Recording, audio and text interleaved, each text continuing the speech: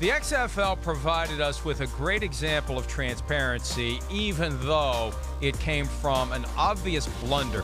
There is P.J. Walker, Houston Roughnecks quarterback, taking a knee on 4th down with 3 seconds left, right at his own 20. That's where the Seattle Dragons should have had the ball with a chance to tie. Even though they're down 9, you could score a touchdown and go for 3 and tie it up. And the game ended. There was still 3 seconds on the clock. The game ended. The XFL issued a statement acknowledging the mistake, and this is something you never see the NFL do, Chris. Here's the statement.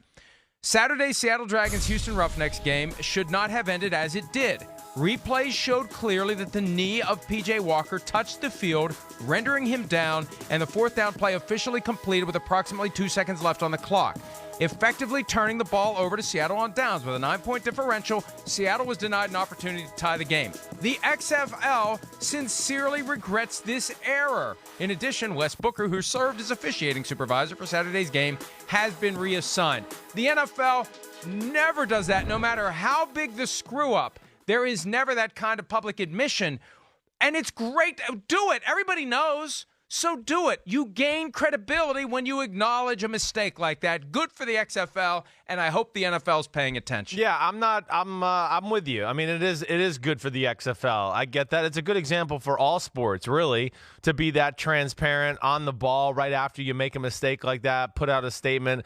I mean, yes, the NFL seems reluctant to do that. Now, they did it after our Rams Saints NFC Championship game, but they didn't. No, they didn't. It was all very. It was well, hearsay. They told Sean I just Payton, talked to this guy. They told Sean Payton, right? So we don't need to issue a statement because we admitted to Sean Payton, and Sean Payton opened his mouth about it.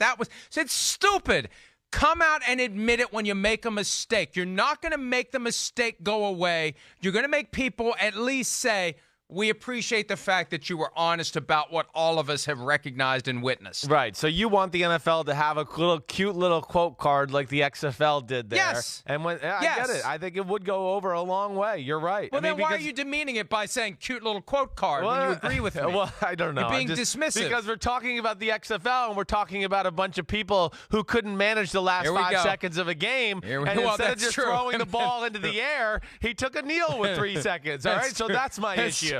I mean, did they not watch the Super Bowl and Mahomes threw the ball in the air to lose the last 3 seconds? Okay, that's all. That's why I was going there. That's a good point. Okay. And beyond that, of all the mistakes the NFL has made from an officiating standpoint over the years, I can't imagine, number one, the officials declaring the game over with time left on the clock, and number two, thank you, everyone dispersing and no one saying, get your asses back out on the field, we still have one more snap. And that was Wes Booker's. And look, here's where transparency can go wrong, because Wes Booker was interviewed by Steve Levy in real time. I wish we could play it. It was not impressive at all. And this is why I think Wes Booker's getting reassigned because of his explanation, not because of the decision. Because Wes Booker said, well, yeah, it should have been 2 seconds left. We went back and looked at it, but the game was already over, so there was nothing we could do. And Steve Levy's like, what are you talking about? Everybody's still here. The officials just ran off the field. It could make a difference in a team's season. And the guy's like, yeah, I guess it could, but we're going to look at it, but there's nothing we can do. Oh, yeah. So, yes, right. So good news is they were transparent.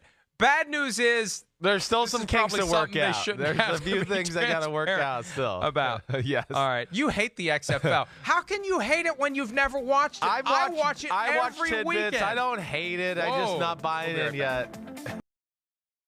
Hi, I'm Mike Tirico, and thanks for watching. Make sure to hit subscribe for the latest news and highlights from NBC Sports.